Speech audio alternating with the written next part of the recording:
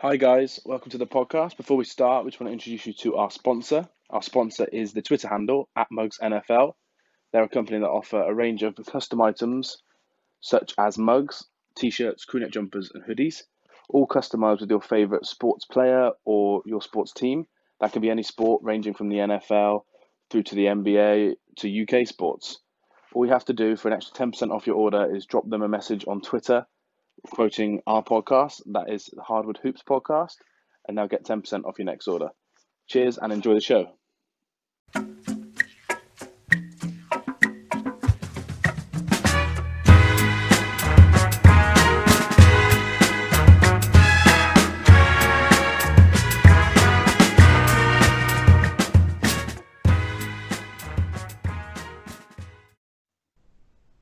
Hello, everybody, and welcome back to the Hardwood Hoops podcast. This is episode 5. It's our first bonus ep, and I'm joined as always by Ben. Hello there, everybody. Hi, Liam. Hi, mate. How you doing? Yeah, very well, thank you. Yourself? Yeah, good. Everything's good, thanks. I've noticed I literally say the same intro every time in terms of I'm always good, and I always use just the word Ben, so I need to mix it up next week. System. So yeah, this is the first bonus episode. It's still going to be a main episode. It's still be episode 5. It's our first one we've done double in a week, and a little bit of breaking news. As soon as we get the week before the season starts, our plan is to actually do 2 podcasts per week all the way through at least the regular season and the first couple of rounds of the playoffs, but maybe all the way through to the playoffs. So that should be fun, Ben.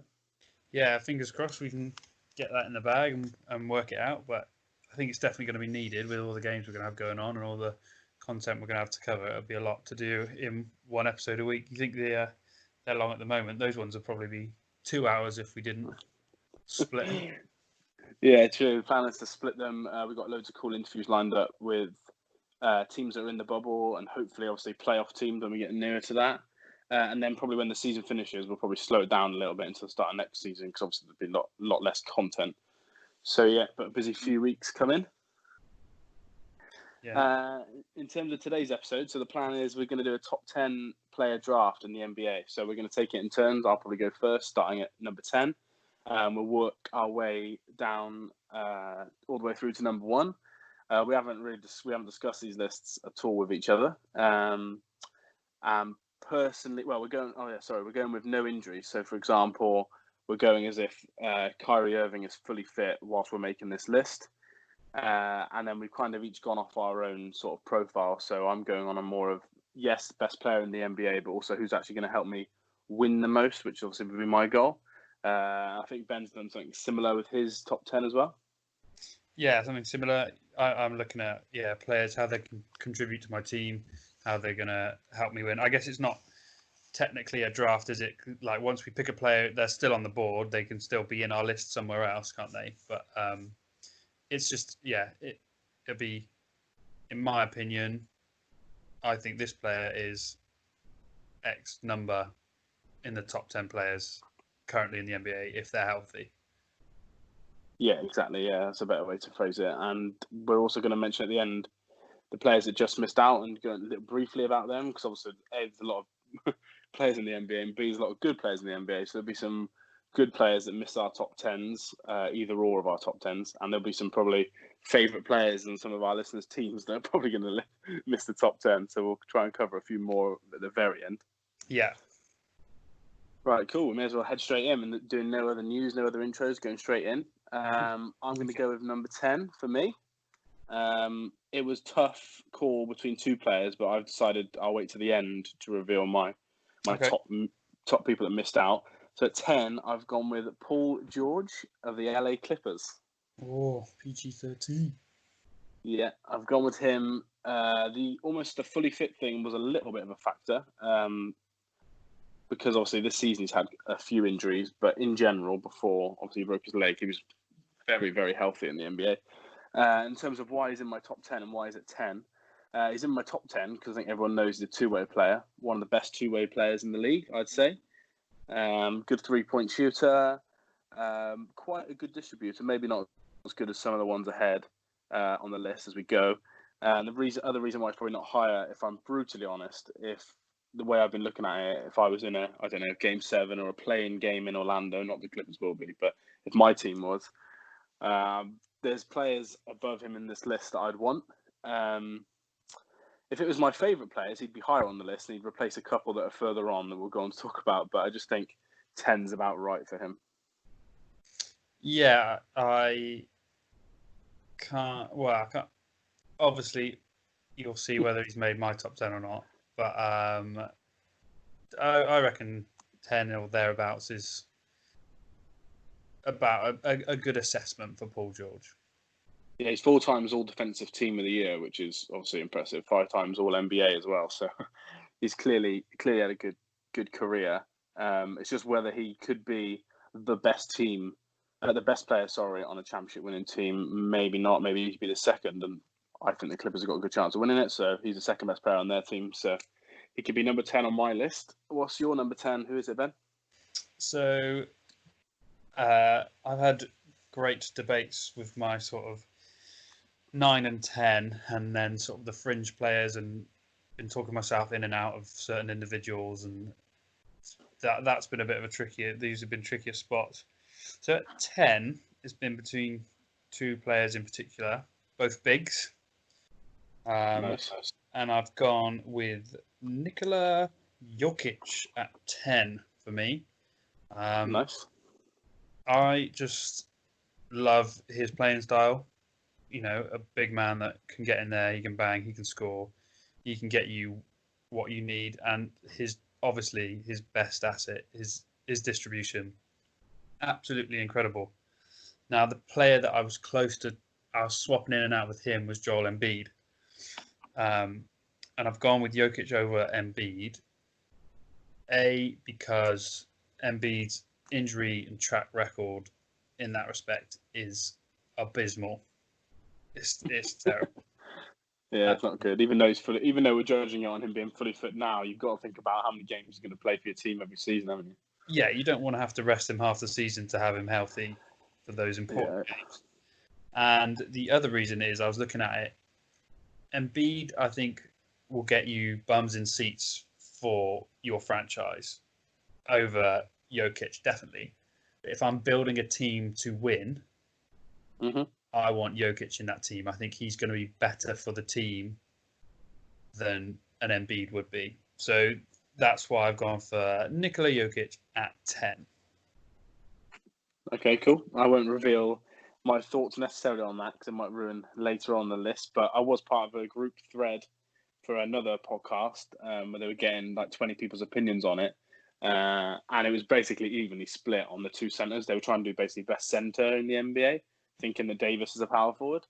And it was very, very evenly split. There was 1 vote in it, I think. I can't remember who it was to. I think it was to Embiid, but there was a couple of Sixers fans in the group. So, but yeah, that just shows how close they are. I think if you're not including Davis's center, they're obviously 2 of the best out and out true centers. I would say very different play styles though.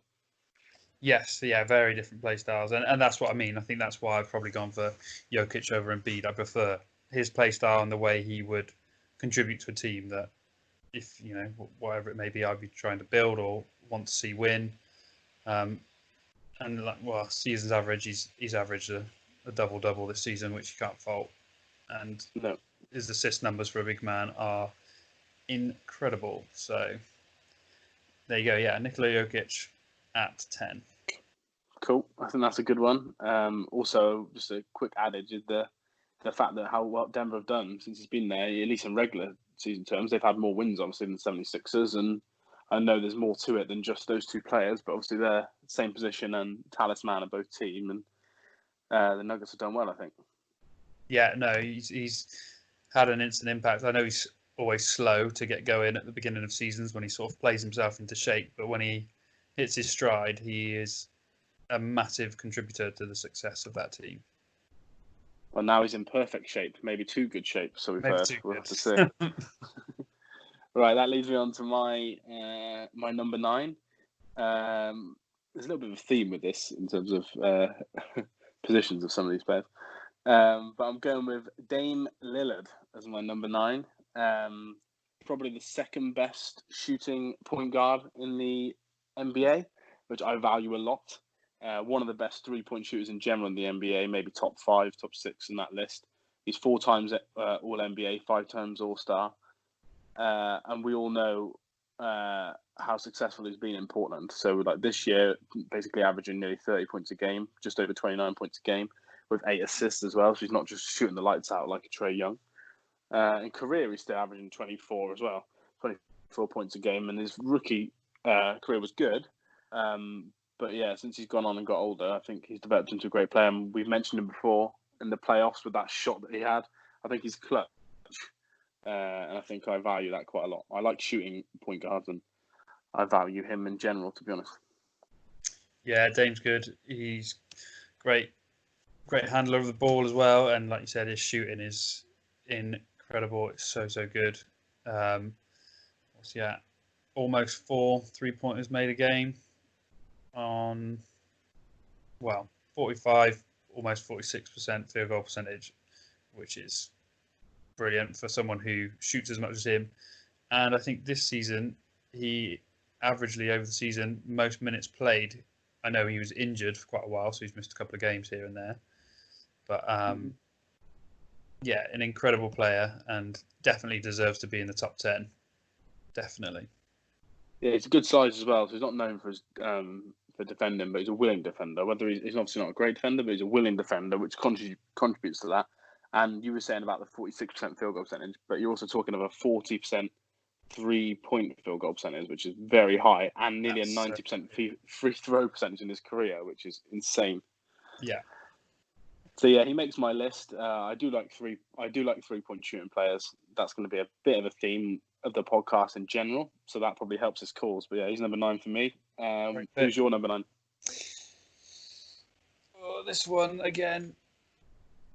So debated. I was almost talked out of it completely. But I didn't want to get accused of, just because I don't really like him that much, he's not going to make the list. But I think, looking at the current climate, he probably deserves to be in there. So at number 9, I've got James Harden. There you go. One for the Rocket fans. There you go. Finally throwing in some love. Yeah. 34.4 points a game. He's making just under 4.5, I know, 3-pointers a game, but he is taking over 12 averagely a game. So yeah, he shoots a lot. Which is, I can't, because I struggle to watch him and his play style, it doesn't mean that I don't appreciate what he can bring to a team. The shots he can pull off, like you said, in terms of clutch times, some of the shots he's made are amazing, and that step back, as much as I hate to watch it, is deadly. I have that picture of him doing that step back against the Clippers with Pat Bev and Paul George running at him, and he just swishes over both of them. And although I don't think he's a very good perimeter defender, he can be quite good in the post. Obviously not against your centers, but he can hold a couple of power forwards here and there at times. So which they ask him to do as well. Yeah, quite a lot now on the Rockets, to be fair. And he seems willing to do it as well. And he had that season a couple of seasons ago where he was sort of playing the point guard role. His assists are still relatively high, and they can be higher. We know that. His rebounds, again, because they're playing small ball, are still quite high, and he can do that. We know that. So I think he definitely deserves to be in a top 10. I'll tell you later who I was almost talked out of him for. But yeah, deserved top 10 for me. James Harden at number 9. Well, that leads us perfectly on to my list because he's at number 8 for me. Yeah, I echo what you say a lot. Unfortunately for the Rocket fans, we've mentioned before, I don't like watching the Rockets. It's not all his fault because obviously he doesn't pick the system, but they play a system that suits him. And if I'm honest, the main reason I don't like watching the Rockets is not so much for the dribble 3, no ball movement. I don't like that, to be honest, but I just don't like the fouls. He doesn't draw. I've watched him enough to think I don't think he gets fouled as much as he gets. B, I just think he's overprotected, so it becomes hard for me to watch. But tell you what, the amount of times he does have contact but still makes the shot, and he has to go for one free throw. That is insane. That's one of the reasons he's high on my list at 8, because he can draw contact very well, but the fact he can finish so well in contact, which you don't see a lot from true No. 3-point shooters. There's not many 3-point shooters that'll be on my list or your list. There's maybe one that can draw a foul and handle contact as well as him, which I do appreciate. He's a high volume scorer, which is definitely needed.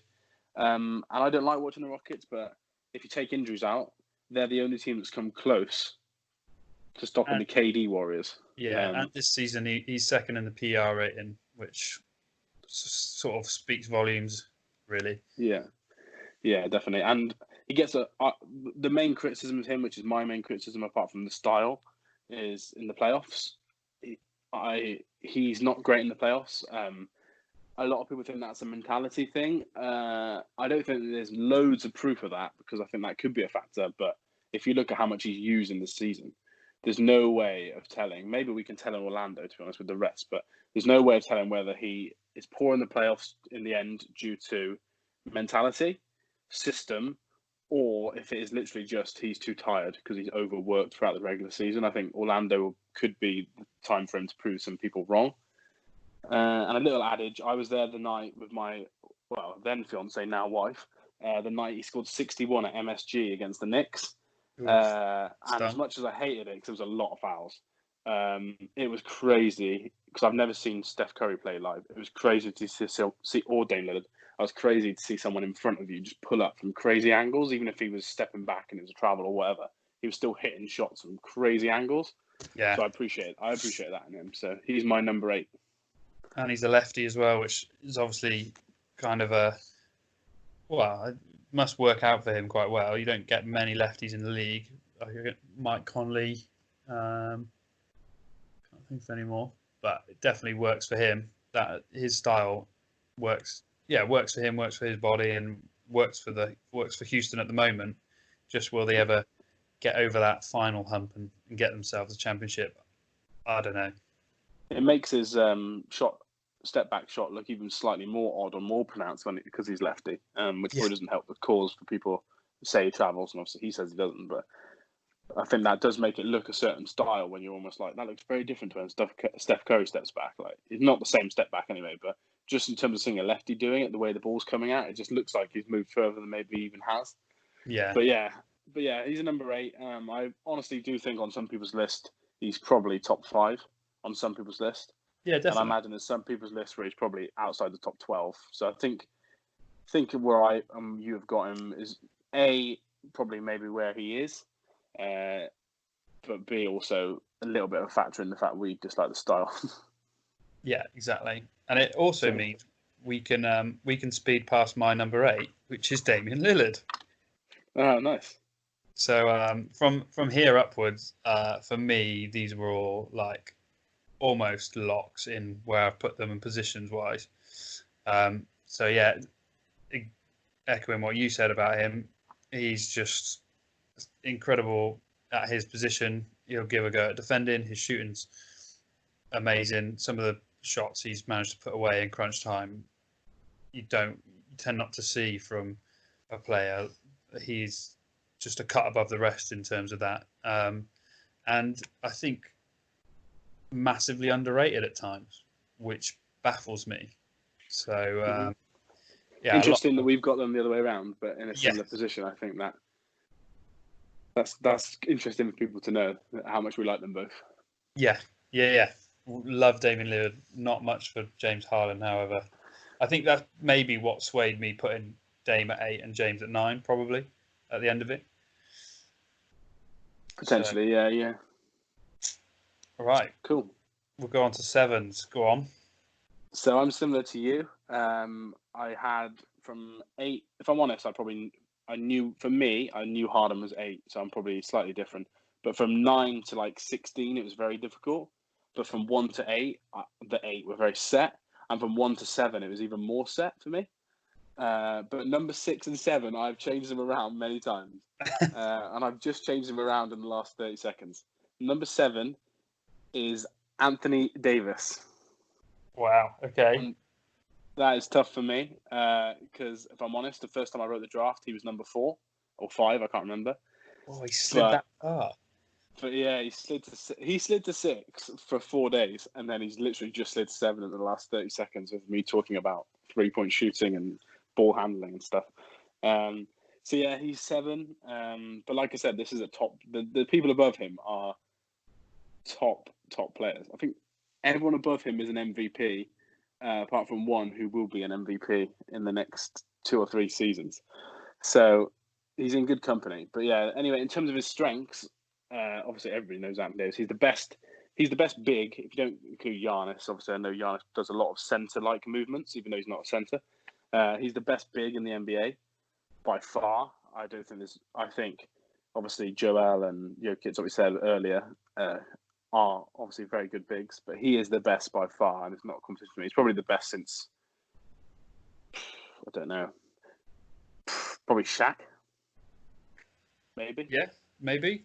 Dwight, Pau back when he Gasol. was glory days in Orlando. Yeah, Dwight or Powell.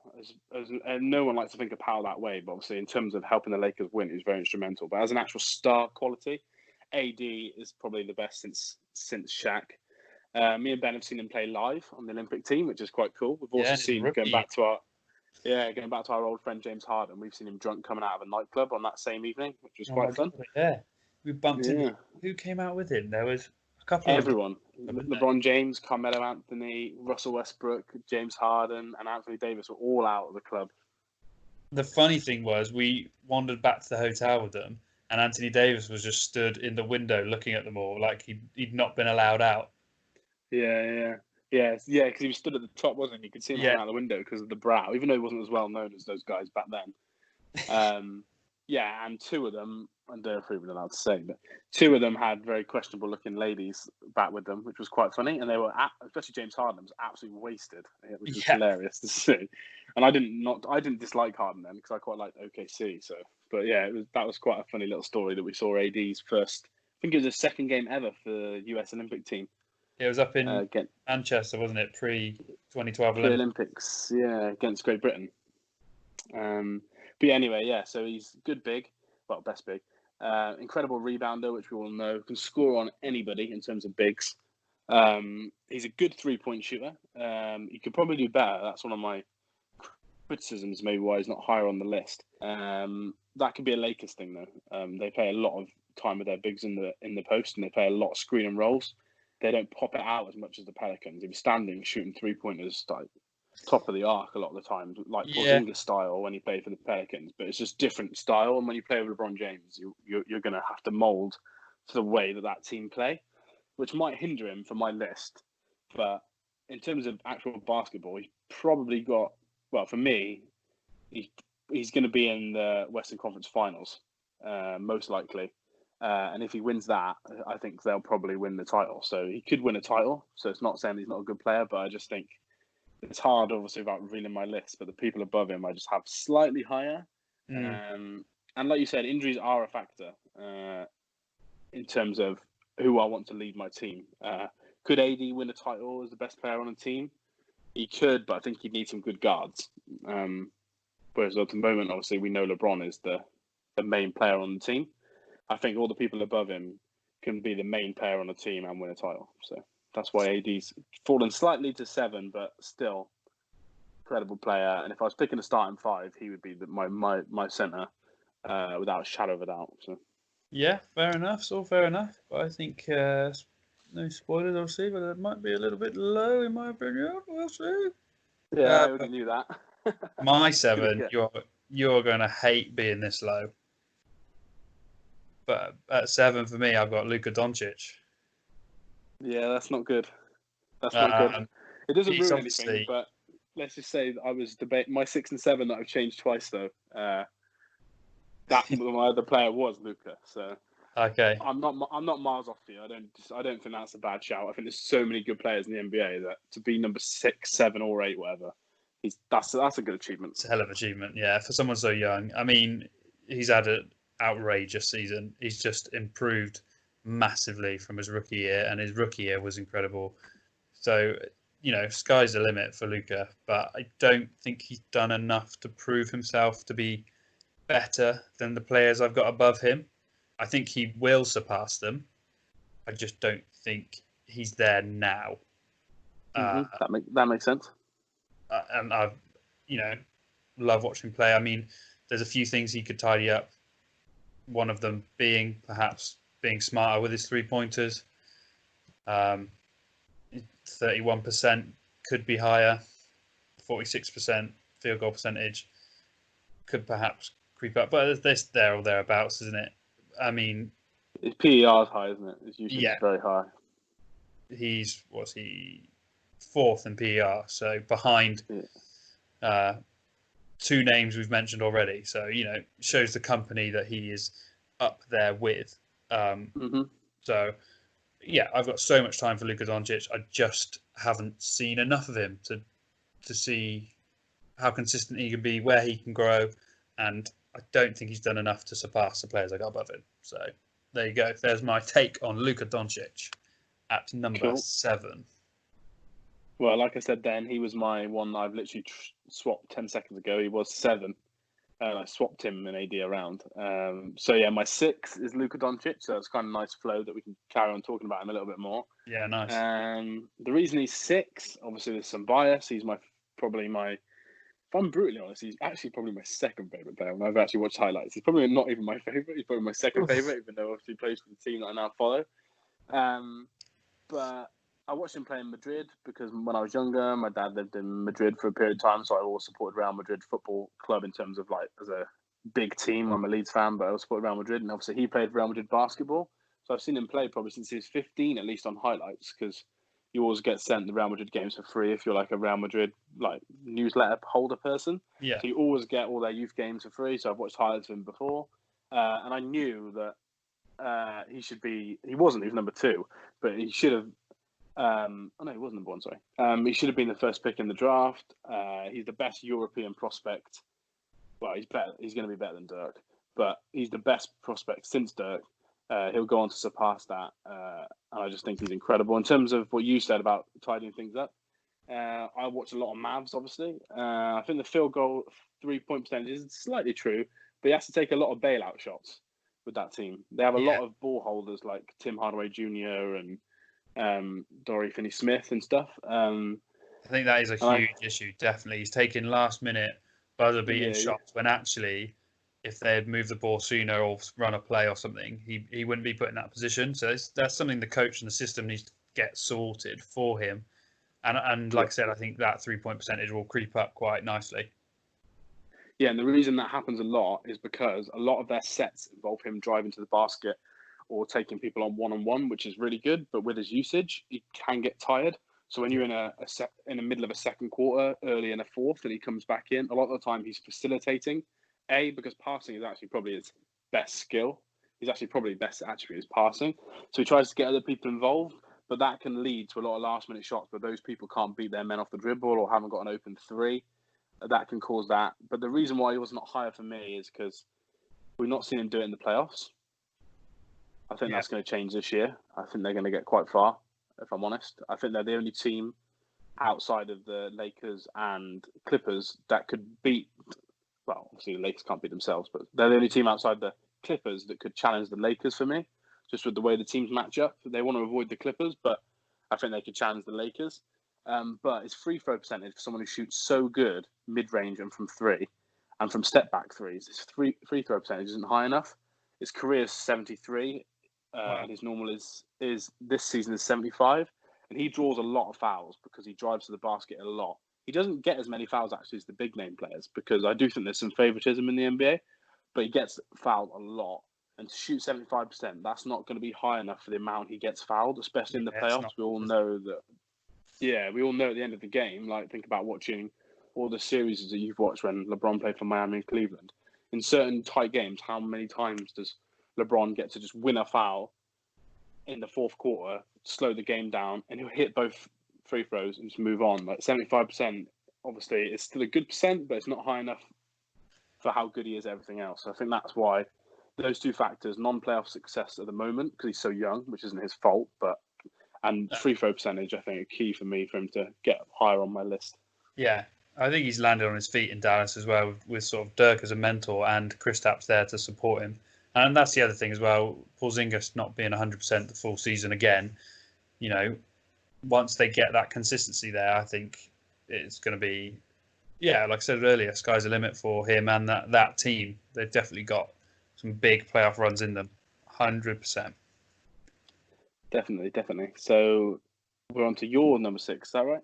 Yeah, my 6. I've got the baby-faced assassin, Steph Curry.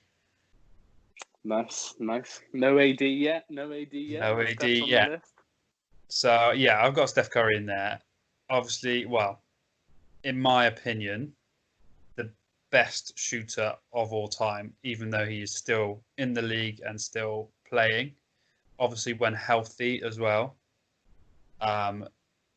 He is the reason these players are taking these outrageous shots, because he's proved it's possible and it's feasible and it can win games. You know, some of the shots, especially having that rivalry between Cleveland and Golden State, I've seen him play a lot, and some of the shots he's managed to pull off are amazing, and that is what he's known for. However, his ball handling is incredible and his passing is brilliant as well. He is the best point guard in the league, in my opinion, as well. His only issues are perhaps weak ankles and injury concerns, which he's always had. I remember when he first came into the league, he was forever having to have time off for his ankles and all sorts, and get a bit bigger, a bit stronger. His defense isn't great either, so matched up against another really good guard, he can suffer. But especially big guards. Yeah, what he can do offensively tends to sort of counteract that quite aggressively. So yeah, I can't, apart from those two things I've sort of pointed out, his health and his defensive capabilities, I cannot fault Steph Curry there. So I've slid him in at number 6. Any thoughts? Yeah. Overall, it links quite well to number 5 for me, because my 5 is Steph Curry. There we go. So we can discuss my thoughts with my number 5. It was hard to put him at 5, because when I said earlier that Luka's probably not my actual favourite in terms of individual to watch, there's 2 players that are probably joint top that's still yet to come. And the first one was Steph Curry. He's insane to watch. In terms of, you've just had Luka, haven't you, one spot ahead of him? Was that right? Yeah. No, one spot behind him, sorry. One spot behind, yeah. Yeah, and if you think about that, I know obviously their careers are very different, but in terms of just, you can only go on what they've done. If we look at what we were saying about Luka, just to being outside that top list, Steph Curry is at 91% nearly for free throw percent for his career, which is obviously, yeah, you're talking 16% higher than Luka, just in terms of our list. And if you look at field goal percentage, 3-point, obviously I know he takes a lot more as well. That's the thing. Steph Curry takes a lot more. And Luka, we're talking about 32.5%, I think. There's a couple above on this list that are in the 34%, and they're above Steph. Steph's at 43.5% career free throw percentage from the areas he takes, the volume he takes them. And also, similar to Luka, he gets a lot of last-second threes because they do a lot of ball movement, as we all know. And when it comes to the corners, if you're in the corner and you're Clay or Steph, and it's like 1, 2, 3, 4 seconds, you're kind of expected to shoot. But the difference is Steph and Clay nearly make them all compared to every other player. Yeah. So if this was funnest players to watch, him and Luka and someone else I won't reveal, would be really battling it out for me in the top 1 and 2. His shot release is so quick as well. It's so difficult to sort of get into my head and replicate him catching the ball or stopping on a dribble and putting it up from an outrageous distance and it just going in. It doesn't quite work in my head, but he does it every single time. Well, the power, isn't it? Almost. No, it's not really power. It's almost touch, but the power you'd think it would take to shoot from the ranges he takes when you go out to a court and you shoot from a European 3-point level or whatever, and then you realise that you've got to add on another 10 feet and it's easy. There's no stress at all on the shot. It's just relaxed. It's absolutely insane. Scary. I think Yeah, I think he's a true winner. Like, it's no secret between me and some of my friends, including Ben. When that Warrior team were made, they're the best for me. They're the best team ever. And they're my favourite team to watch. I wanted them to win every year. I never wanted the team to break up, as bad as that sounds, because I just wanted them to carry on going because they're the funnest team for me to watch. And he probably made them that way. He he fits the style perfectly. And obviously that game, a game against Houston, Game 6, and there's a game the year before, 2 years before against OKC, Game 6. They had injuries, especially in the Houston series. No KD that year, and Steph obviously just went in and just went absolutely nuts and won them the game. And it was like, I think he missed four 3-pointers in a row at the start. Second half, he came out drained 6 from 6, and you're there just like, wow, like when Yeah, it's time to play, he turns up. And similar to LeBron James, who we haven't spoken about yet, I think he's got that character about him of being a born winner. Even if he has to change his game, like when his threes aren't going in, sometimes he'll just drive to the basket and drive past someone just to get like the Warriors 2 points in a playoff game. And I think special player. I'm sad he's not higher on the list, yeah, yeah, but yeah. there's a lot of good players. A little bit of recency biased, obviously, with the Toronto Raptors winning, then him getting injured, not playing this season. So maybe if we did this list in a year's time, he might get slightly higher. You don't know. And I think he'll be one of the main reasons why next year the Warriors could easily be the best in the West again. You never Yeah. know. That's how good he is. I don't think we've seen like MVP or great Steph Curry since Kevin Durant joined, because I think he took a back seat on his own team. So I'm I looking think we saw forward. it in games though. I'm looking forward to seeing him now running his team again and just going crazy. It's going to be exciting. It's going to be good stuff. Yeah, I agree. I think playing with KD though, you saw a different side of him, which helps me build him up to this overall list. And if you're talking top players ever as well, he's like probably got himself in the top 15, 20 of all time with how Yeah. well he's done with this team. Because he back-to-back MVPs, not many people do that. So yeah, special player.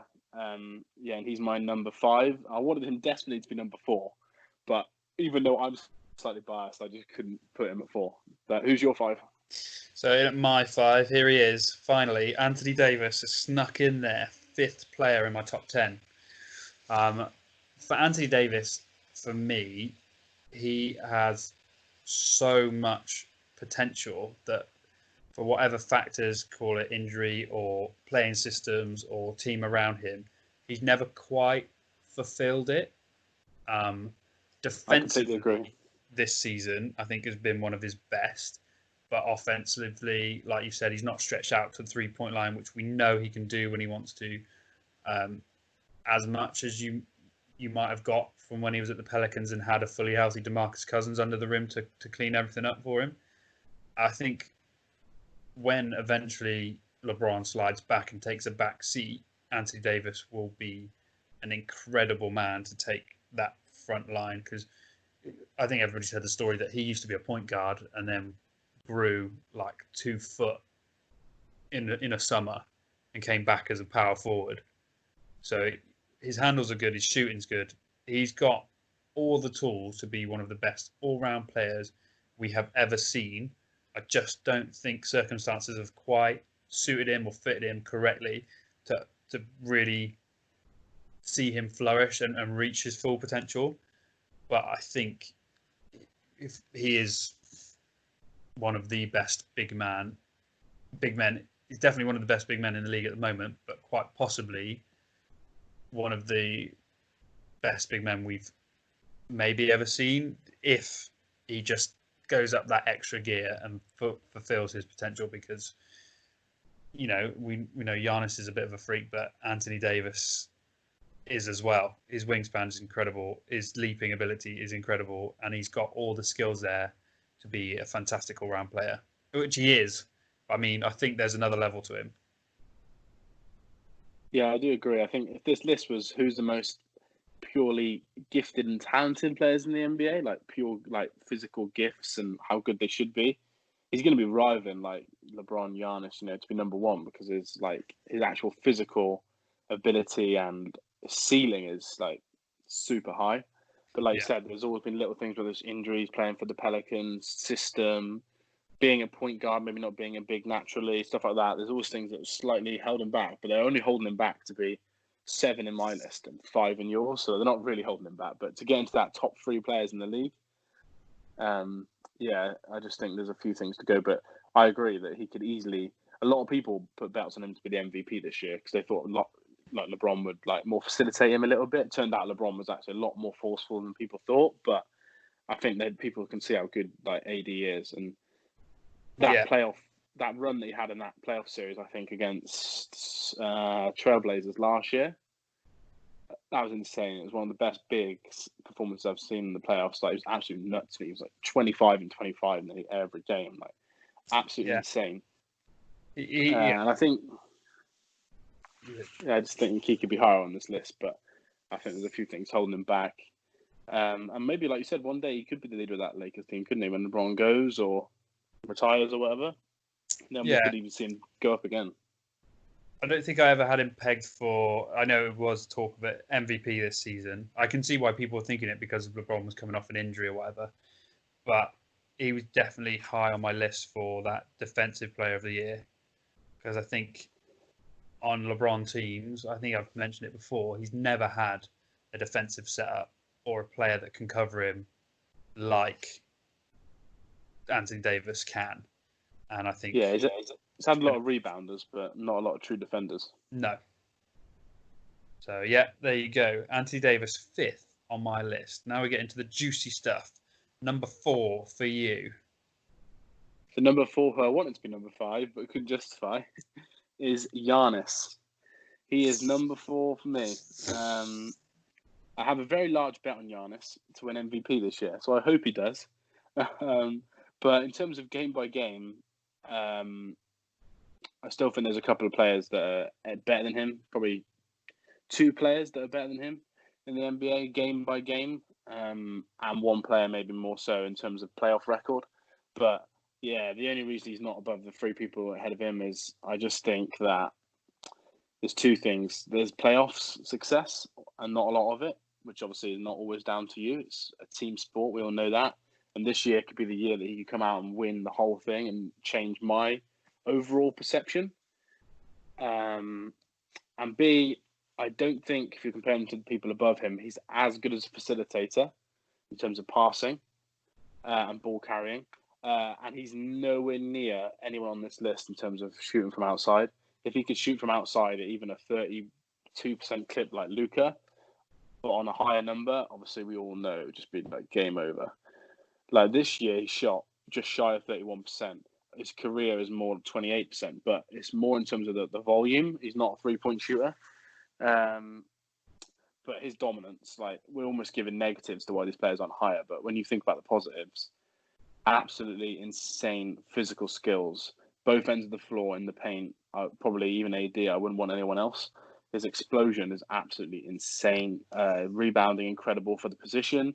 Obviously, when he plays higher up and he guards centers, his ball carrying compared to the average big is insane. But obviously, a lot of the time they try and use him as their prime ball handler. And in that level, he's slightly lower than obviously a traditional point guard. But his pure athleticism is absolutely crazy. And there's no one I probably enjoy more watching dunk. So, yeah, that's my 4. And I think this could be the year where he could win a title and then move. What I would probably want to happen is him not win a title, and then he'll probably move to the Warriors, and him and Steph will be insane together. That's what I want to happen. But we'll see. Complete opposite to you. That is the least thing I want to see happen. I can't That's because you like LeBron James, though, anything worse. No, not because of that. I just think it'll ruin the game. I like having the Bucks as an outside, not outside contender, as another contender. I feel like if another big star goes to the Warriors, it's just like, this is boring. Do something different. They're going to use that Wiggins contract to get someone, mate. So be prepared. Maybe not that someone that good. But yeah, anyway. But yeah, I do think he'll win a title in the next few years, but I think he'll have to move, if I'm brutally honest. But we'll see what happens. But it's crazy. He's only 25. So yeah, got loads of time ahead of him. Look how high he is on this list. And apart from AD, so my list is a bit different to yours, but my top 5 is so much younger than everyone else. And if he's in your top 4, which we also don't know yet, He might not be in your top 10. If he's in your top 4, then again, he's going to be so much younger than the rest. So his upside is absolutely huge. And he'll win MVP again this year. So back to back. So insane. Yeah, definitely. I think there will definitely be a split between him and LeBron for MVP votes this year. But I can't see anybody else getting it. No. But who's your number 4? I don't think we've matched up once yet, by the way, in terms of No, player in the same position. And so far, it's getting slimmer that we might match up at all. So, because at number, it's getting slimmer. I've got Kevin Durant.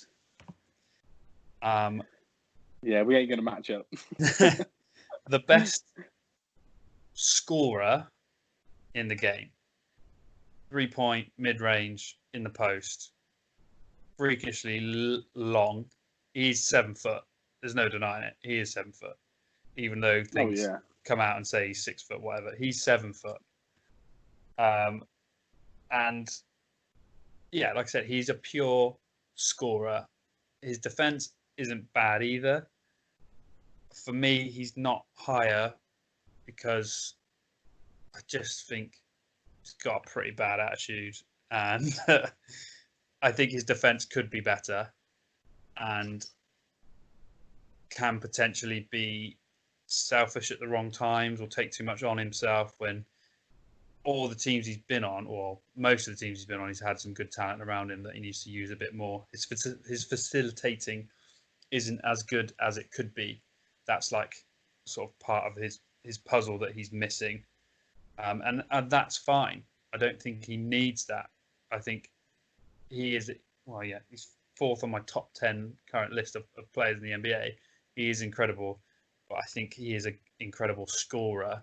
He needs a facilitator with him to unlock that, which is why I don't think it worked in Oklahoma with him and Westbrook, because they were too similar. They both wanted the ball, they both wanted to score, and it ended up being just 2 players clashing with each other on the same team. So that is why Kevin Durant is in at 4 and not any higher. Cool. Well, I won't comment too much because I don't want to ruin future picks. But yeah, I can see your point of view. Don't agree with it, but I can definitely see it. I think a lot of people would agree. I think a high percentage of people wouldn't agree, especially if you haven't. I would say if you're not an OKC or Warriors fan, I haven't watched loads of those two teams as well. With his media perception, I think a lot of people would agree with that sort of side of it. And obviously, when you're making a team, a lot of it is attitude based as well, isn't it? It's team chemistry, opposite to what we said about Steph, with that the chemistry and the vibe. Yeah, he's an absolute glue guy. Yeah, making it fun for others. Maybe, obviously, I would agree that KD necessarily doesn't always do that, but we'll talk about him later on in my list. Mm-hmm. So there's your one that was going to upset me. And this is going to be the one that's going to upset you. Number 3 is LeBron James on my list.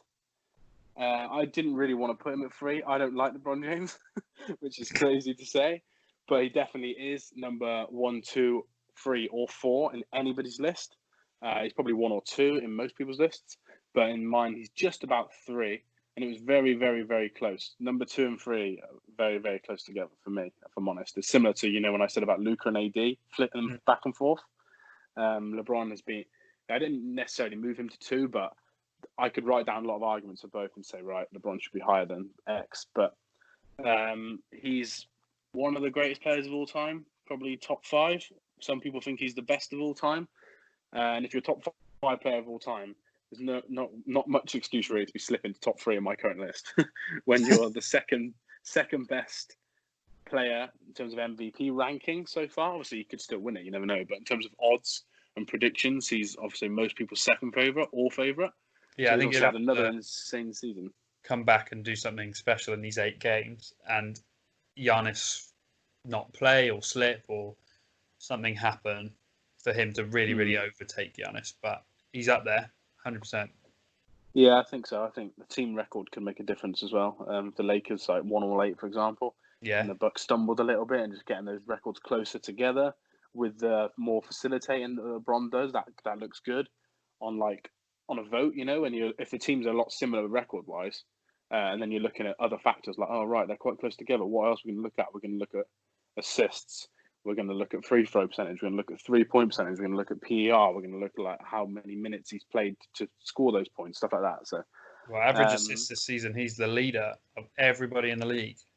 So yeah, he is. Yeah, I think Luka's second. He's first when I looked at the list. I think might be wrong.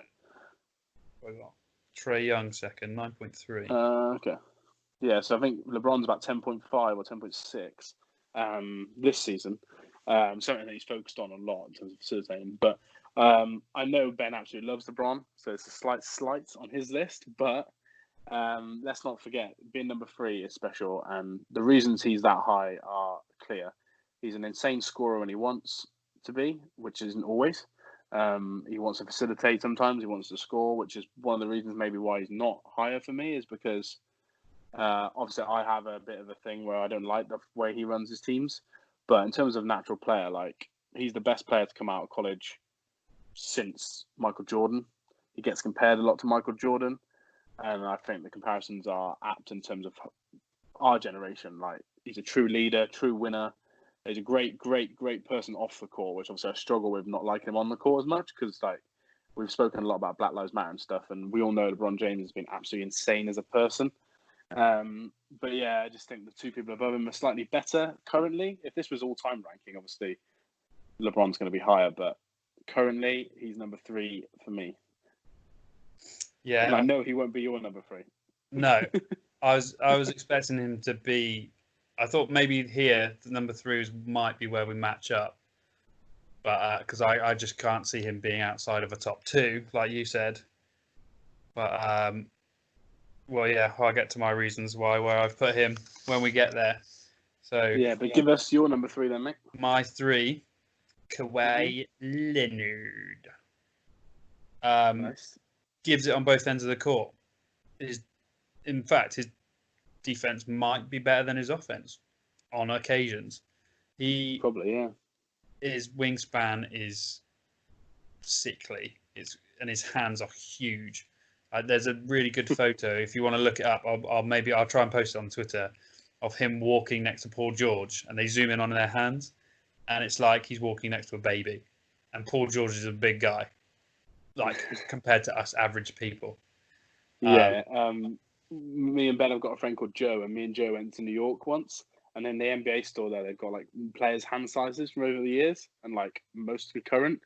And obviously his handprint is on there. It's on a basketball, right? So you can see it and put your hand like in the print to see how small you are. And I'm like 6'5", and my hands were like absolute baby fingers compared to Kawhi Leonard. Like when I put it in the mesh, like even next to, like we were spoken about Kevin Durant earlier. Kevin Durant's taller. Like when you see Kawhi Leonard's hand size next to someone like that who's taller, and next to Shaquille O'Neal's who's obviously a lot bigger, like Kawhi Leonard's hands and like wingspan is just absolutely insane. Perfect for defending. It's freakish. It's mad. And I love his persona and his personality of being so quiet and calm, and obviously his laugh is interesting. Best laugh ever. Best laugh. It's up there, isn't it? I think what holds him back is his health. Ultimately, if he could string together a fully healthy season, more recently, obviously he's had them before, but that was when he was playing in the Spurs system and he had help around him, Tim Duncan and Manu Ginobili and Tony Parker, picking up the slack for him and him not being that star player. But since he became that star player, he got injured in the playoffs against OKC, was it? Or the Warriors even? Zaza Pachulia, was it? Yeah. Warriors, yeah. And since then, he's been on and off with his injuries, and he, again, like I said for Anthony Davis, his pure talent and potential is huge. It's astronomical. It's just, can he stay healthy and work in the systems that he's in? I think him with Paul George and the Clippers is dangerous, but we've barely seen them play together. So can it actually work? You don't actually know, but I feel like, Kawhi, looking at him, can make anything work. You saw what he did when he went to Toronto. Just swapping him out for DeRozan essentially. I know they got a couple of other pieces in Gasol coming across and Danny Green helping out, but he was phenomenal for that team, and they used him correctly. They rested him when he needed it. They played him when he needed it, and it worked in their favour. So, like I said, I love Kawhi Leonard, so I'm quite happy to see him get all the success that he does get. So, yeah, Kawhi Leonard at 3. I guess another thing you could say about him is maybe his threes. He can shoot them when he wants to. He just doesn't shoot them very often. That's my take on maybe Kawhi. Some of the bigger players in the NBA, maybe. Yeah. We haven't really done this yet, which maybe we should have. But little devil's advocate, do you only think that his injury / more rest now, because obviously he's not missing games through true injuries, missing games so he doesn't get re-injured. Do you think that almost helps his case? Because obviously when it comes to the big games, he's even better? Or you just think that overall you just lose a little bit in terms of standings by him missing so many games? I think that's the glass half full looking at it, isn't it? He's resting so that he can perform to his best in the games that he plays. But for me, I'm looking glass half empty. He's not playing a full season, so that's holding him back for me. Mm-hmm. Let's see a string of games where he can play some back-to-backs, have a day off, and then play another one, and not be worried about him being injured. That will prove to me he's at his full. Well, it comes down to, I think the NBA season should maybe be a couple of games shorter, and then he has no excuse to have time off. He has to. They had a lot of time off this season. Now. Well, yeah, exactly. So definitely no complaints through this. He should be playing everything. No rest, no bench for him. He'll probably rest 4 of the 8 regular season games now just to annoy you. Yeah, 100%. Although I think he needs to play them to get back into get ready into shape. Yeah, definitely. Yeah. So yeah, there you go. In summary, fantastic player, huge potentials, just held back by injuries. Cool. Well, that leads us well onto my number 2, because my number 2 is Mr. Kawhi Leonard. So he's obviously above LeBron in this list, which for me. For you, yeah. For me, yeah. And the reason is I think he's better defensively than LeBron. You said obviously you think he's better defensively than he might be offensively. I actually agree with you. I think Kawhi is probably the best one-on-one defender in the NBA. Obviously, I know Rudy Gobert, people like that, but they're not going to guard Steph Curry out on. Do you know what I mean? Outside the arc, like he's a great defensive player because he's big, blocks shots, causes havoc in the rim, under the rim. But Kawhi Leonard is a great defender no matter where he is on the court, even on full court press. Absolutely insane how someone can't beat him one-on-one. That's why it's amazing. It is for someone who's like, he's not obviously as tall as certain players, but he's very strong. He's very, very well built, but he's still very quick, especially with the injuries. Because I know he's only 6'7", but he's quite stocky build, isn't he, in terms of a strong build, and like he moves very quick on his feet for that. Yeah, he's for broad. That sort of size. So broad. Yeah, he is. Yeah. So obviously that's why it's high for me defensively. Obviously as well, like I said to everyone, I do like the Warriors, always have. So obviously most people who listen to this podcast probably watch every finals game, but I watched it obviously with the hope that the Warriors would win. And it was very soul destroying to see someone like Kawhi who can just dribble down. I know they were missing loads of players. That's probably the reason that Toronto won. But in terms of on that actual game, he would just dribble down, get to wherever he wants in a mid-range game, which is hilarious. And people not encouraged to shoot mid-range shots, but he's just like, that's all right. If I get every mid-range shot in, it doesn't matter if I'm not shooting threes. So I'm just going to hit everyone. It was one after another. It's a very Spurs-like mentality, I feel. Yeah, it is. Just especially get to a consistent spot and hit that shot until they make you miss, and then change it. Exactly, yeah. And then he can get to the rim very well. He is a good three-point shooter in the clutch when he needs to be, but like Ben said, he doesn't shoot them as much as you'd like, but that's because he knows he's got the other shots in his game. He's still relatively young compared to other people on this list. He's only just turned 29. And there's a lot of people like, obviously, LeBron, Steph, that I've already mentioned, that are older than him, that are in that top 5. So we can still technically go up again, really.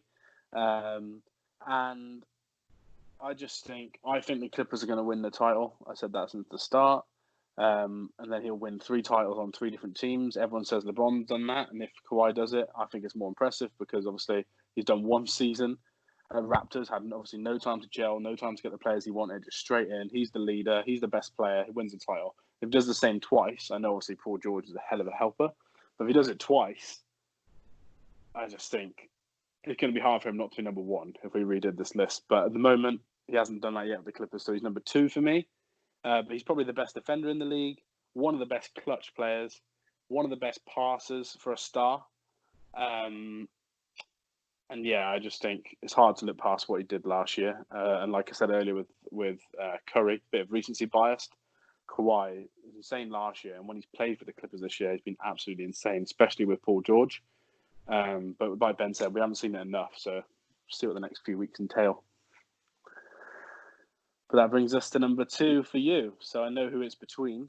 My number 1 is Nat. It's not technically known. Carmelo is still in the pot. J.R. Smith's still in the pot. But yeah, your number 1 and 2. We don't know which way around it is. I think I know, but you might shock me. Yeah, I've been like you've been doing with a couple of others. I've been flipping these back and forth, and there are reasons I've put one above the other, which we'll go into, and it may just come across as a bias. And with that, there's a big clue to where these players are positioned. But So number 2 2 is Giannis Antetokounmpo, the Greek freak. So obviously I know who's won from what you said. But whether obviously people know I don't like LeBron as much as you. You love LeBron. I think where you've got Giannis, whether it's 1, 2, 3, or 4, like in my list, I think he is a worse player than LeBron James. I don't think he's had a worse season, but I do think he's slightly behind him overall. I do agree with the way you've got these two around, to be honest. And that's it. That's the reason I've done this. Although Giannis is a freak, he can get in the paint and do whatever he wants with you, essentially, unless you are of a similar size and shape to him, a la LeBron himself, Anthony Davis, Kawhi Leonard, people like that, or even Al Horford, who is power forward center, who can move, that can help slow him down and shut him down. Because I think in and around the rim, it's impossible to stop him almost. But that jump shot, that jump shot needs work, and the scariest part is that is coming. Like you said, his 3 points have gone up this season. His shooting percentage has gone up this season. It's creeping up, and when he comes in, I reckon 2 or 3 seasons time, when he's hitting that 32 to 35% 3-point percentage, he can hit a couple of mid ranges, maybe put in a couple of Dirk fadeaways in with those big long legs. He's going to be unstoppable. And when he plays for the Warriors, you mean? Yeah. Nah, there'll be too many players to share the ball with. He won't get enough shots on the Warriors.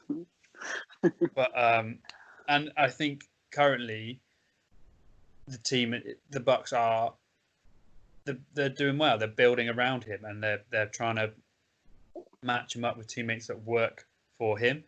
I mean, you look at his PER. He's first. He's got 31.7. Behind him is James Harden on 28.39, and he's playing 6 minutes less than James Harden. Yeah. It's insane. His 2-year span has been absolutely insane. It's dominant. It's just all I can describe it. And I think he goes under a lot of people's radars again because he plays for a small franchise in the Bucks. If he was on like the Lakers, or if he was Knicks. The Knicks. Maybe. You never know. Anyone with a lot of fans. Basically. Yeah, with a bigger fan base, he would be everybody, like the top of everybody's list, I think, because of the media attention he'd get. But you look at the Bucks, how much media attention have they got over this season, even though they've had the best team in the league at the moment? Yeah, I agree. Well, look at the conversation earlier. I know it's West and East, but I said whoever wins out of if Dallas can't beat them, whoever wins out of Lakers Clippers wins the title easy. Like, I didn't even say the Bucks could beat them. That's a prime example of someone overlooking the best team in the league, just maybe because of the smaller market thing, you know. Yeah, I think it does make a difference to everybody's view and of Giannis, and there's some other contributing factors that when I get to reveal my number one, whoever it may be, that You'll speak about them. yeah, put him above Giannis for Cool. me. But I think 2 or 3 seasons time, Giannis is going to be, well, again, Top of the tree. top of the tree, definitely, easily. Mm-hmm.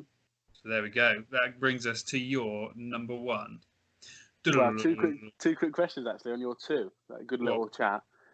If Giannis could shoot, not even like Steph, because obviously that's insane. If he could shoot like a Paul George, like a Jimmy Butler, like not even a Lillard, because that's even higher level, even like a Kawhi from outside, he's probably going to be number one if it's that level, right? Yeah, for both of us. He's hitting those threes when it matters. The Yeah. 3-point percentage will be higher, generally, but the ones that matter will go in, and he won't be scared to take them.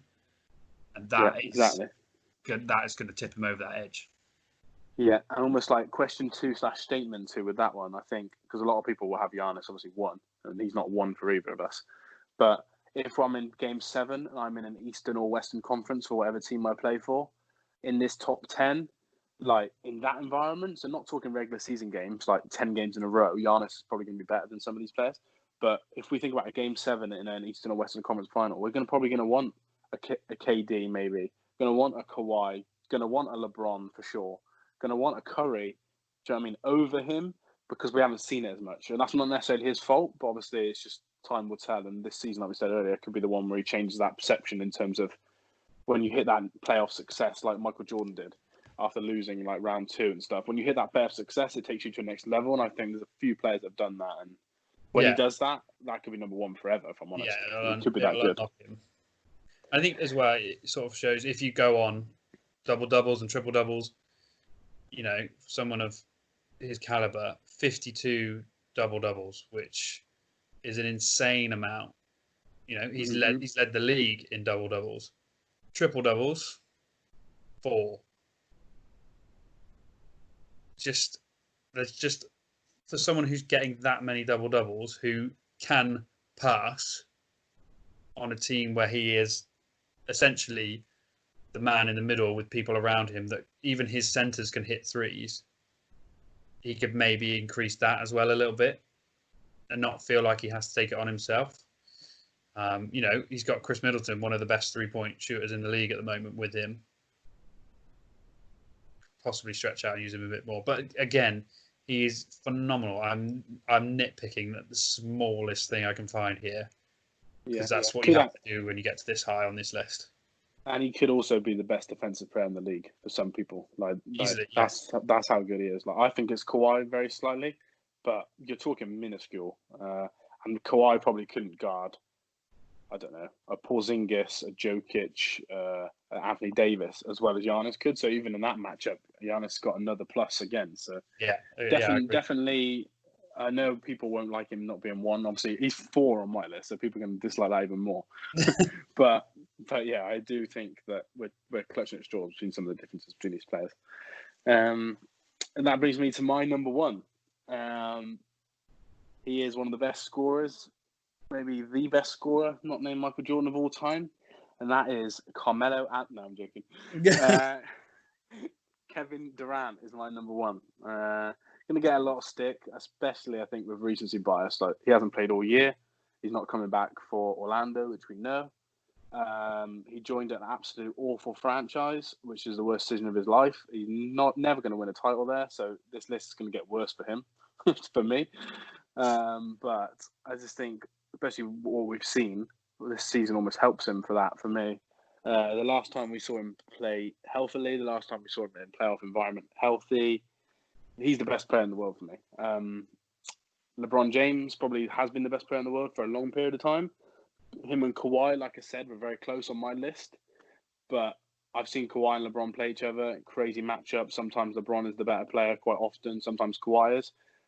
I've not seen LeBron James be a better player than Kevin Durant when they play each other. And that's how good LeBron is all time. You know, when you're judging someone else based on how well they perform against LeBron currently, if that makes sense. I think that just proves, A, historically how good LeBron is, and B, how crazy KD has been in the last year at OKC and obviously through all the Warriors years. Ben said earlier he's probably the best scorer in the NBA. Obviously, I know he's injured, but we're taking that out. I agree. When he was at the Warriors, which is the recent time we've seen him, he was the best scorer in the league. I disagree with Ben on his defense because he was third in Defensive Player of the Year rating in that last year, and he's second in block shots. So I think the last year with the Warriors, before he got injured, he was insane defensively. But I think OKC, because he started so poorly, almost didn't want to play on the defensive end, didn't want to buy in at all, similar to James Harden. That was why they struggled. I think that almost tainted his reputation a little bit. So I think he's better on that end than what you'd think. Do you think that maybe boosted his stats at the same time? Because nobody else has bought in. He's the only one playing D. He then gets more opportunity to block the shots. No, I meant more in terms of OKC that he didn't. That none of them, him and James weren't buying. Oh, okay. But no, I think what helped his stats, which is the side maybe why he shouldn't be one, is that he played a lot of minutes. Because they had so many good players. He had loads of minutes when you look at the season minute totals with Clay, but not with Draymond in regular season. So obviously he's guarding the paint a lot more in that lineup than maybe the average. I know he's insanely tall, but he's obviously a 3 really. He plays 3 or 4. And I think he got a lot of rim protection opportunities because he didn't play with Draymond a lot in the regular season. But I do think on the other side, because he played with people like Steve Adams and Kendrick Perkins a lot when he was younger, I think that almost hindered his chance because obviously they're such paint blockers, you know. I think he missed that. And obviously Ben wanted LeBron James to win titles, and there's that famous game when he goes into Cleveland and basically from the third and fourth they just go at each other one-on-one, and that's the game for me that just a lot of people said, like, obviously LeBron's a better player all time. I agree with that, but that was the series and the year that just made me think he's the best scorer, best player in the NBA. And if he'd have stayed at the Warriors and signed a 2-year deal, obviously it's hard because he got injured, so he wouldn't have played all year. But if that injury didn't happen, they probably win another 2 or 3 titles, and he probably wins another 2 or 3 Finals MVPs. That's how good he is. And I think, like I said, next year he's probably going to be 5 or 6 on this list because I don't think the Nets are going to do anything. But yeah, for me, just about made it to number 1, and that's going to get a lot of stick. Any thoughts on any of that maybe made you think a little bit? Too high, just too high. No, like I completely agree. He, for me, potentially, like you said, greatest scorer of all time. The way he not named Michael Jordan can score the ball is incredible, but I could never put him side by side like you have with LeBron and go the other way round, just because I don't think he brings as much to the table. Although he can score, I think, like you said earlier, if LeBron wants to, he probably could score almost to the same limit as him, and then brings the rebounds and the assists and the leadership and all the other those kind of things. Whereas I don't think Durant's got that in him. But you can, again, it's clutching at straws when you get this high up.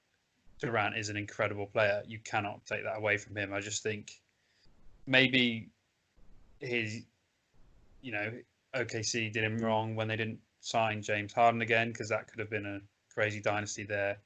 And then obviously, like I said earlier, I think him and Westbrook played too similarly to ever actually work as a twosome in OKC. It didn't work well.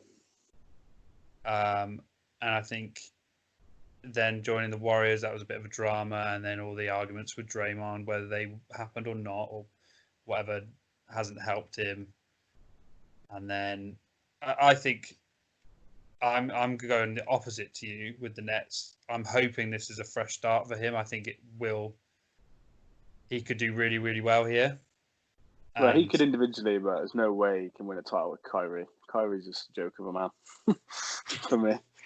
He's just not going to win. I don't think.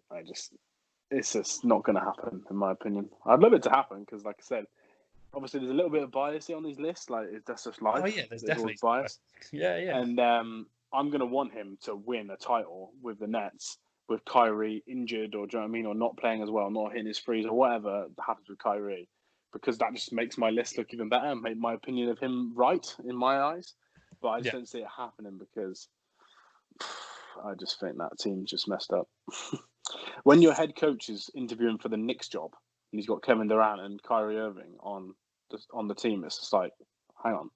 Like, that just shows something's wrong with the organization in terms of long-term success. I just think it's weird that. Yeah, I think it was a weird choice. Obviously, I wanted him to probably stay at the Warriors, but yeah, I'm not sure. Him and Kyrie could be another him and Westbrook, I think. But we'll see. What I thought was the weirdest thing about that is them completing their big three was recruiting DeAndre Jordan. Yeah, because they're close friends. Yeah, they are close Yeah. friends. Yeah, it's a little bit strange. I thought I put a bet on it. I talk about betting quite a bit on the pod. I put a bet on him to go to the Knicks. It's very short odds in the end, as in I got good odds, but it got short. He was favourite for the Knicks all the way until the day before. But there, it's going to be the same problem. Not a very well run organisation. Well, way worse run than the Nets, but still not very well run compared to teams like the Warriors, Lakers, Clippers, for example. Now, but yeah, either way, there he's going to be playing with Kyrie, and I just don't think that's going to work. But they'll definitely score points. So. Yeah, they'll be entertaining, definitely. So yeah, let's go on to your number one. We kind of already know who it is, but let's talk about it. It's like I said, it was tough to put him 1 or 2, but I ended up putting LeBron James at 1. But he's right on the edge of that 1. He's about to fall off and slide down, simply because of his age. I think he's coming to the end of his dominance and his reign across the NBA on court, but I think off the court, his presence will grow even more. The only negative I have for him on the court, for me, is his free throw percentage is woeful. It is dreadful. What about faking hand injuries after you lose the finals? Is that out there? No, that's not on the list. I haven't seen that. No, but yeah, it's not as good as you think for someone who takes that many free throws. Well, yeah, it's awful. His career percentage is like 0.73. It's his 70%. Playoff percentage is better than his regular season, which is weird as well. But that goes back to his whole mindset, switching it on when he wants to. You can switch it on, like like Michael Jordan could do that, and obviously we didn't really watch him, but everyone said that Magic and Larry Bird, they could do that. It's just that similar to Kobe. It's like a go switch when he's like, "All right, I got to go now." And he just won't miss the free throw. But yeah, it's almost like regular season. Like, I agree. I just think it's crazy when someone can shoot so well, and like he developed a 3-point game after not starting his career very well. But to not really move your free throw percentage up as much as you'd think is a little bit strange, isn't it, for someone who works so hard?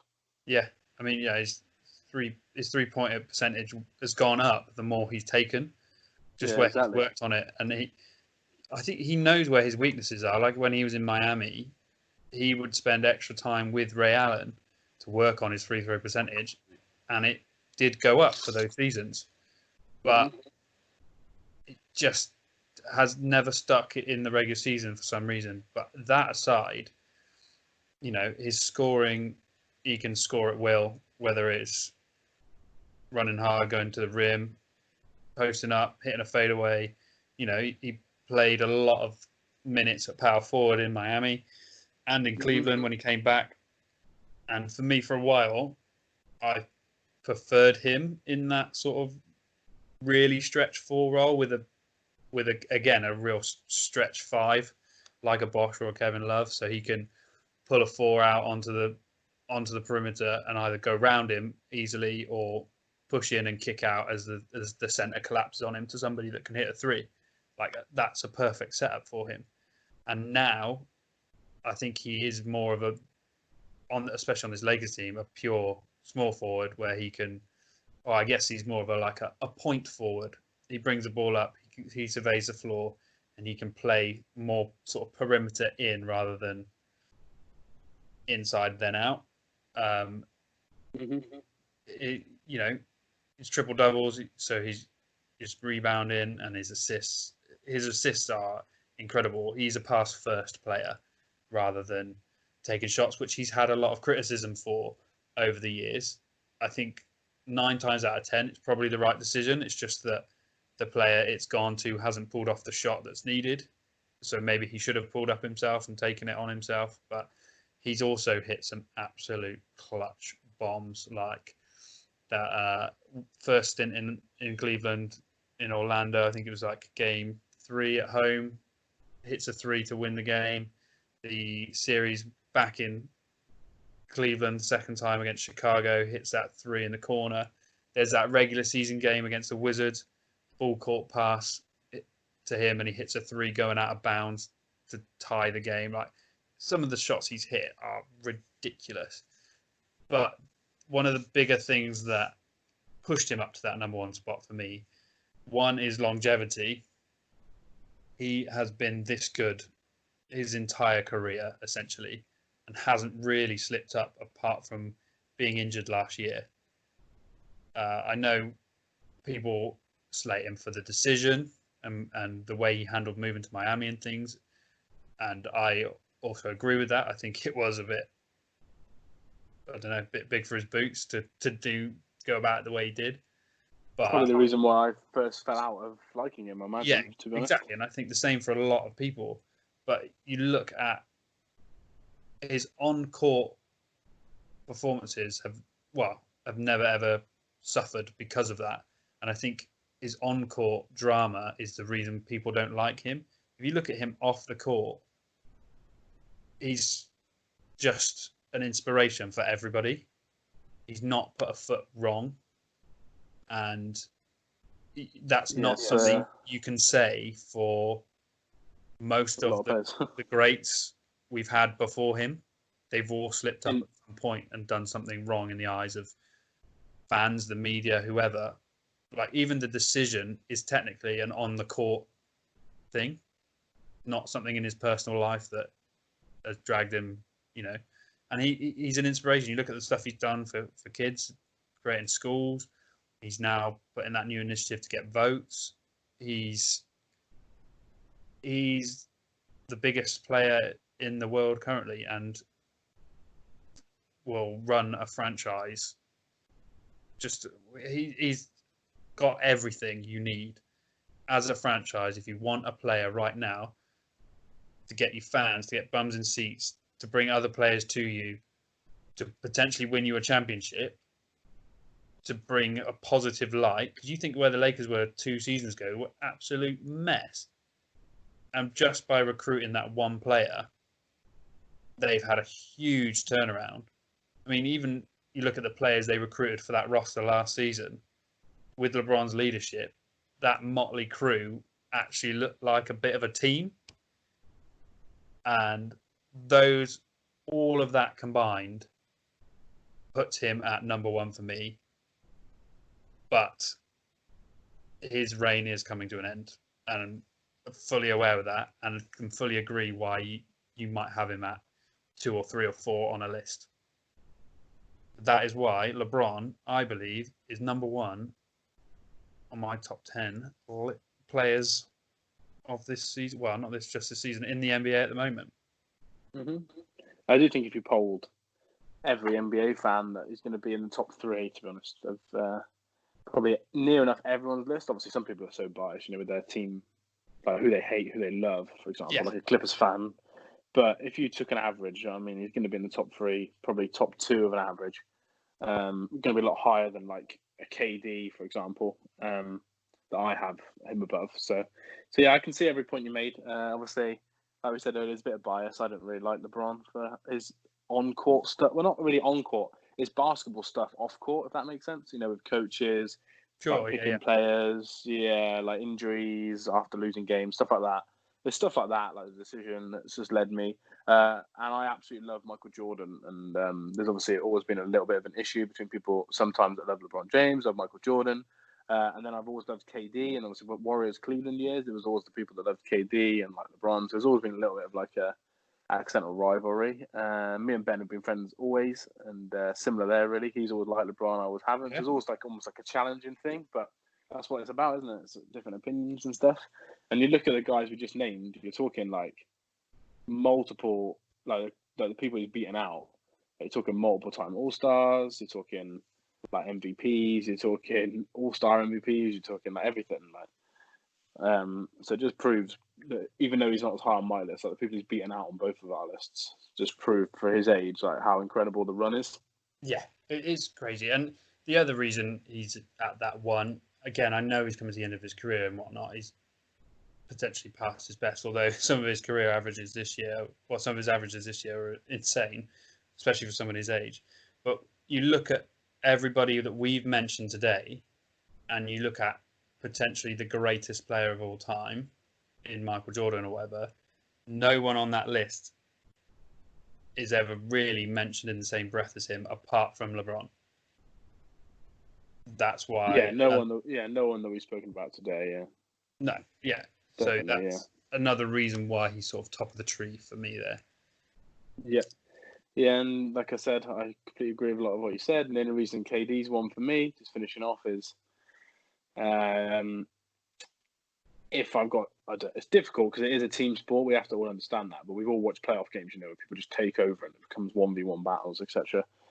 I just think if I've got 7 games or whatever, I just think now, not saying obviously at his peak, but now I think KD would just outdo LeBron in that environment, and I think Kawhi the same, just about on my list. But you're talking absolute margins, and if we did an all-time list, obviously Kawhi and KD for me or whatever aren't going to be anywhere near LeBron on that list. So it's like longevity, like you said. I can't remember what I was going to say then. I was going to say, in terms of LeBron being one for you, do you think he'll be one next year as a finisher? Or you think he'll still be one next year, hopefully, and then maybe 2 years' time he might fall off that list for you?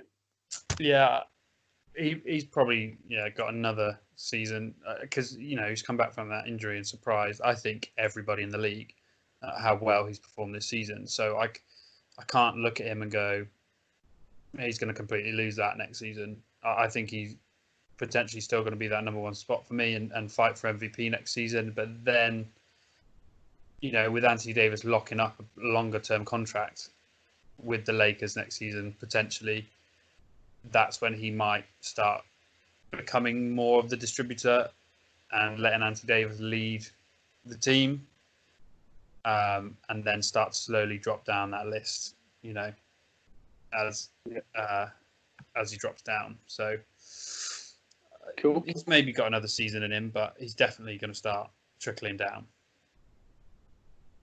Cool. Well, I was going to talk about some legacy stuff there, but a better idea, I think. Why don't we try and do a top 10 list again next week, but all time, and we can go on to more legacy stuff then.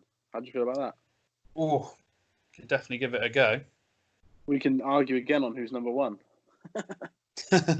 Yeah, I'm sure there will be an argument there, actually.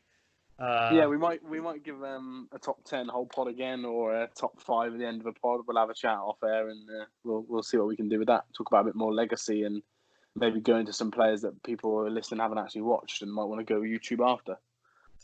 Before we completely wrap up, have you got any players that the ones that you were hovering outside your top 10 that you want to mention quickly? Yeah, I won't go into too much detail because we wanted this to be 45 minutes and it's nearly an hour and a half. These are the players that were anywhere near: Jokic, Embiid, Clay, Kyrie, Butler, Westbrook. The only one, like I said, that was really, really close. My 10 was Paul George, and I was really struggling because of how he's performed this year with Jimmy Butler being at 11. Yeah. They were the only ones that were really close to swapping. Jokic and Embiid, like I said earlier, maybe I favour 3-pointers, wings, and point guards the way the game's gone, and not respecting the bigs as much. Clay would be higher, but it's biased because I love him, and he doesn't dribble a lot. He doesn't facilitate at all, so you've got that side missing. I don't really like Russell Westbrook. Kyrie, I think when he was on Cleveland, would have easily been in the top 7 of this list. But since then, he's just gone down the pan for me, but he could easily be a top 7 again next year. They're the only ones that really got close to the list for me that I can think of. Obviously, some people have got Zion in the top 20, but it's just far too early for me. No way. But he could be up there in 10 years, top 2 or 3. But we'll see. What about you? Have you got anyone that I haven't mentioned or anyone that was close? A couple of similar. Yeah, I got Kyrie, Clay, Paul George. Obviously, he was in yours, not in mine. Embiid, and then I've got 3 that you haven't mentioned. Bradley Beal. If I did a top 20, he'd definitely be in it. Chris Paul, especially after this season. He showed Yeah, he wouldn't be in my top 20. And Jason Tatum, bit of a curveball one, but No, I reckon a lot of people have him in their top 10. I've got a I lot reckon, of time the way he played this season. yeah, I honestly do think he would be in a lot of people's 10s. I would, if you did a top 10, I think a lot of people would be like, oh yeah, Jason Tatum, number 10, perfect. Like, maybe overlooked a little bit by me, but needs another year or so for me, to be honest. Yeah, He I'd was agree. awful last season, so. Yeah. But amazing in rookie year, amazing this year. So it's difficult, isn't it? You need that consistency. Another player that he did so well in the playoffs, obviously against LeBron in that Cleveland series, that if he comes back to Orlando and takes Boston to like an Eastern Conference final, for example, and he's the best player on your team, like, it takes you up a different level, doesn't it? With, at least in terms of how NBA fans see you as a player. Yeah. But I think on that note, it would also be nice to hear from you guys, from the listeners. Tweet at us at _Hardwood Hoops. Let us know who you think had the more accurate list. Let us know your lists. Yeah, tweet us your top 10s, guys. Yeah, and also let us know if you'd like to hear us do some more top 10s in the future. What would you like us to do top 10s of? Could be positions, could be all time, could be of a certain team, could be anything. Let's hear from you guys, and we're willing to put some things together for you. Definitely. Yeah, definitely. That's definitely a good thing to end on. And even someone at work who listens, he mentioned the top 10 years. So in 10 years' time, who would be the top 10? Something like that could be quite cool. Ooh, If everyone let us know their thoughts on like an all-time or a future top 10, that'd be good. Cool. Well, we've overran as always. As always. We should end it there. I disagree with you, Ben, but I disagree with you too, Liam.